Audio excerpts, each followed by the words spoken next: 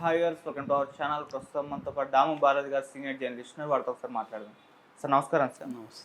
Sir, Bihar పర్యటనలో ఉన్న నరేంద్ర మోదీ గారిని చంపేందుకు ఉగ్రవాదులు కుట్ర పన్నుతున్నారని, బెదిరింపు కాల్స్ కూడా చేశారని చెప్పేసి వార్తలు వస్తున్నాయి సార్. ముఖ్యంగా పాకిస్తాన్ టెర్రరిస్ట్ హఫీజ్ సయ్యద్ ఇదంతా కూడా ప్లాన్ చేస్తున్నట్టుగా కూడా తెలుస్తుంది. అసలు ఏం జరుగుతుంది, మరి ఏం ప్లాన్ చేశారు వాళ్ళు, దీన్ని కౌంటర్ మన గవర్నమెంట్ ఏ విధంగా చేసింది, ఈ హఫీజ్ సయ్యద్ ఎవరు సార్, మరి దీనికి సంబంధించిన వివరాలు ఏమన్నా ఉన్నాయా? బీహార్ ఎన్నికలు నవంబర్లో ఉన్నాయి కాబట్టి మోడీ పదే పదే బీహార్కి వెళ్ళాల్సిన పని పడుతుంది. సో ఎప్పుడైనా కూడా ఏ రాష్ట్రంలో ఎన్నికలు ఉన్నా కూడా ఆయనే దాని బాధ్యత తీసుకొని పనిచేస్తారని మనకు తెలుసు. అందుకని ఇప్పుడు బీహార్లో ఆయన్ని ఒక టార్గెట్ చేసి బీహార్లో ఆయన మీద అటాక్ చేయాలన్న ప్లాన్ వేస్తున్నట్టుగా తెలిసింది. ఎందుకంటే మనకి ఆల్రెడీ ఇద్దరు టాప్ టెర్రరిస్టులు మోడీని బెదిరిస్తూ ప్రకటనలు ఇచ్చారు. ఒకరు మసూద్ అజర్ ఎవరంటే జైషే ఈ మహమ్మద్ ఫౌండరు. ఆయన ఫ్యామిలీ బహవల్పూర్లో మన బాంబు అటాక్లో ఆయన ఫ్యామిలీ 10 మంది చనిపోయారు. వాళ్ళ సిస్టర్ హస్బెండ్ వీళ్ళందరూ. అప్పుడు ఆయన ఉర్దూలో ఒక ప్రకటన రిలీజ్ చేశారు. అది మోడీని టార్గెట్ చేశారు. దాని తర్వాత ఏంటంటే లష్కరే ఈ తోయిబా ఫౌండరు ఈయన హఫీజ్ సయీద్. ఈ హఫీజ్ సయీద్ కూడా ఇప్పుడు రంగంలో దిగాడని చెప్తున్నారు. ఈ లష్కరే తోయిబా టెర్రరిస్టులని బీహార్లో ఆల్రెడీ డంప్ చేశారని చెప్తున్నారు. సో వాళ్ళ దీంట్లో నిన్న ఒక ఫోన్ కాల్ కూడా వచ్చింది. సమీర్ అనే ఒక టెర్రరిస్టు మోడీ బెదిరిస్తూ మోడీ ప్రాణాలు తీస్తామని బెదిరిస్తూ కాల్ వచ్చిందని, ఆ కాల్ని ట్రేస్ చేశారని కూడా చెప్తున్నారు. సో ఈ నేపథ్యంలో అసలు ఈ హఫీజ్ సయీద్ ఎవరు, ఇతనికి అసీం మున్నీర్కు ఉన్న సంబంధాలు ఏంటి, ఈ మధ్య పాకిస్తాన్లో ఇతను యాక్టివిటీస్ ఏంటి, ఇతను మోడీని అటాక్ చేసే అవకాశం ఉందా, దానికి మన ప్రభుత్వం తీసుకుంటున్న కౌంటర్ చర్యలు ఏంటి అనేది మనం చూద్దాం. ఈ హఫీజ్ సయీద్ అనే అతను 1950లో అక్కడ పంజాబ్ దీంట్లో పుట్టాడు. యాక్చువల్గా వీళ్ళ ఫ్యామిలీ హర్యానా నుంచి అక్కడికి వెళ్ళారు. అంబాలా హిసార్ అని ఏరియా ఉంటుంది. అక్కడ నుంచి వీళ్ళ ఫ్యామిలీ దాదాపు 14 రోజులు ఎంతో ట్రావెల్ చేసి పాకిస్తాన్కి వెళ్ళారు. ఎప్పుడు మన పార్టిషన్ అప్పుడు, అంటే పాకిస్తాన్ ఇండియాకి విడిపోయినప్పుడు వీళ్ళ ఫ్యామిలీ అలా వెళ్ళారని చెప్తారు. అప్పుడు పెద్ద ఎత్తున అల్లర్లు కూడా చోటు చేసుకుని దాదాపు 10 లక్షల మంది చనిపోయారు మన అల్లర్లలో. పార్టిషన్ అల్లర్లు అంటారు. సో వీళ్ళ నాన్న మౌలానా కమలుద్దీన్, ఈయన రిలీజియస్ స్కాలరు, తర్వాత ల్యాండ్ లార్డ్ కూడా పాకిస్తాన్లో. అట్లాగే గ్రాసరీ స్టోర్ కూడా ఉంది. సో వీళ్ళ నాన్న ఇన్ఫ్లుయెన్స్ ఇతని మీద ఉంది.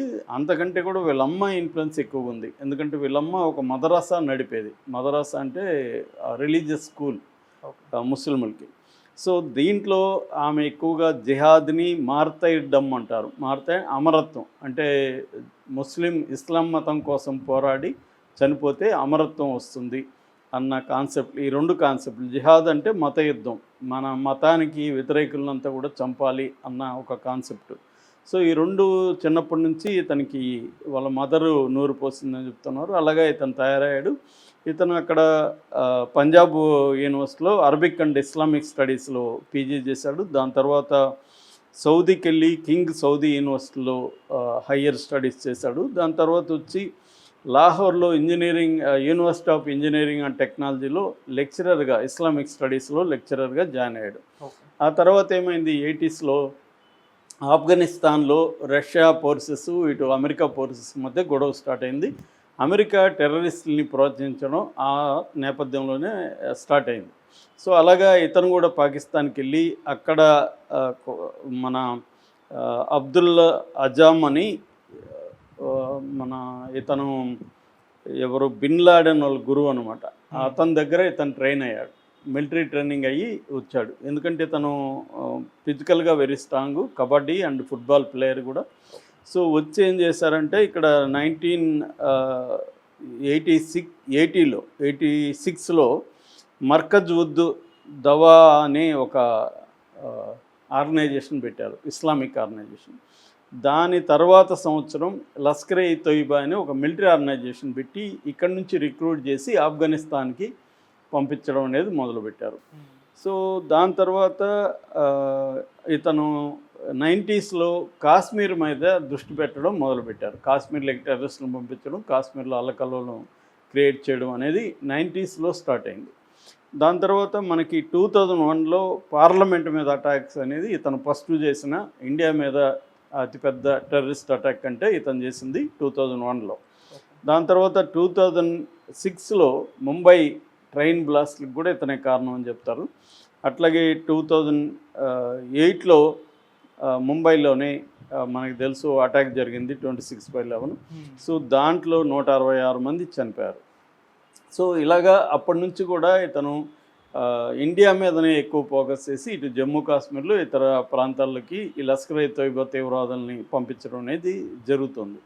2008లోనే అమెరికా, ఎందుకంటే ఈ 166 ముంబైలో చనిపోయిన వాళ్ళల్లో 6 మంది అమెరికన్ సిటిజన్స్ కూడా ఉన్నారు. దాంతో అమెరికా ఇతన్ని గ్లోబల్ టెర్రరిస్ట్గా అనౌన్స్ చేసింది. అట్లాగే అదే సంవత్సరం యుఎన్ కూడా, యునైటెడ్ నేషన్స్ కూడా ఇతను గ్లోబల్ టెర్రరిస్ట్గా అనౌన్స్ చేసింది. అయితే అమెరికా ప్రెజర్కి లోబడి పాకిస్తాన్ ఇతన్ని అప్పుడప్పుడు హౌస్ అరెస్టులు చేయడం, లేకపోతే అరెస్ట్ చేస్తున్నట్టు, కేసులు పెడుతున్నట్టు డ్రామాలు ఆడడం అనేది ముందు నుంచి చేస్తూ వస్తుంది. అయితే ఇప్పుడు అతను రంగంలోకి ఎందుకు వచ్చాడంటే, మొన్న 28న పాకిస్తాన్లో ఒక దాని ఏమంటారు డే ఆఫ్ గ్రేట్నెస్ అని ఎవ్రీ ఇయర్ జరుపుతారు. వాడు 28న May 28 ఎవ్రీ ఇయర్ జరుపుతారు. దాని పేరు ఇవామ్-ఇ-తక్బర్ ర్యాలీ అంటారు. అంటే న్యూక్లియర్ టెస్ట్ చేశారనమాట. 98లో చెగై అని బలూచిస్తాన్లో చెగై ప్రాంతంలో న్యూక్లియర్ టెస్ట్ చేశారు. అదే సంవత్సరం మనం పోఖ్రాన్ 2 కూడా ఇక్కడ మనం కూడా చేసాం. సో వాళ్ళు ఏం చేస్తున్నారంటే ఎవ్రీ ఇయర్ న్యూక్లియర్ టెస్ట్లో వాళ్ళు సక్సెస్ అయ్యారు కాబట్టి దాన్ని డే ఆఫ్ గ్రేట్నెస్గా ర్యాలీ చేస్తారు. మొన్న జరిగిన 28 జరిగిన ఆ ర్యాలీలో పోస్టర్లు వేశారు. ఆ పోస్టర్లలో ఆర్మీ చీఫ్ మార్షల్ అసీం మునీర్తో పాటు ఇతని ఫోటోలు కూడా ఉన్నాయి. సో అంటే వీళ్ళిద్దరూ ఒకటే అని తెలియడానికి అవి ఎక్కడ చించేయడం కానీ వాటిని ఏమీ చేయలేదు, అలాగే అలో చేశారు. అట్లాగే వీళ్ళ కొడుకు తల్వా సయీద్ ఉన్నాడు. తల్వా సయీద్ కూడా ఆ ర్యాలీలో పాల్గొన్నాడు. ఇతని అనుచరుల్లో ఒకడున్న సైఫుల్లా కసూరి, ఈ సైఫుల్లా కసూరి పహల్గామ్ అటాక్ వెనక కూడా ఉన్నాడు అనేది మనోళ్ళు చెప్తున్నారు. ఇతను కూడా ఉన్నాడు అనమాట. సో అంటే మళ్ళీ రంగంలో దిగాడు. ఇతనికేమో దాదాపు ఇప్పుడు 75 ఏళ్ళు. బట్ ఇతని కొడుకు తల్వా సయీద్ కానీ ఇతని అనుచరుడు సైఫుల్లా కసూరి వీళ్ళందరూ కూడా యాక్టివ్గా ఉన్నారు. ఆ ర్యాలీలో పార్టిసిపేట్ చేశారు. పోస్టర్లు అంతా కూడా ఇతను చేశారు. అంటే క్లియర్గా మళ్ళీ లష్కర్-ఏ తోయిబానే రంగంలోకి దిగబోతుంది, మోడీని అటాక్ చేయాలన్న ప్లాన్ కనబడుతుంది. మోడీని కానీ లేకపోతే అమిత్ షా కానీ ఈ స్థాయిలో, అంటే గవర్నమెంట్లో కీలకమైన రాజ్నాథ్ సింగ్, మోడీ, అమిత్ షా ఈ స్థాయిలో అటాక్ ముఖ్యంగా మోడీ మీదనే టార్గెట్ పెట్టుకున్నట్టుగా వీళ్ళు కనబడుతుంది. సో మనకి పహల్గామ్ అటాక్ కూడా మనకు తెలుసు, టీఆర్ఎఫ్ అని చేసింది, ద రెసిస్టెన్స్ ఫోరం, అది కూడా ఎల్ఈటీ వాళ్ళది, లష్కర్-ఏ తోయిబా వాళ్ళది. సో ఇప్పుడు ఈ హఫీజ్ సయీద్ చేస్తే దానికి అంటే ఈ విషయం మన ఇంటెలిజెన్స్ కూడా ఐడియా ఉంది కాబట్టి భద్రత పెంచడం, తర్వాత తగిన జాగ్రత్తలు తీసుకోవడం. అందుకనే మన వాళ్ళు ఏంటంటే ఎక్కడెక్కడ పాకిస్తాన్ ఏజెంట్స్ ఉన్నారు, పాకిస్తాన్కి ఇన్ఫర్మేషన్ ఎక్కడ వెళ్తుంది, ఇదంతా కూడా చాలా సివియర్ ఆపరేషన్స్ దేశవ్యాప్తంగా జరుగుతున్నాయి. అందువల్ల ఈ భయాలు ఉండడం వల్లే ఈ హఫీజ్ సయీద్ అండ్ మసూద్ అజర్ ఈ ఇద్దరు టెర్రరిస్టుల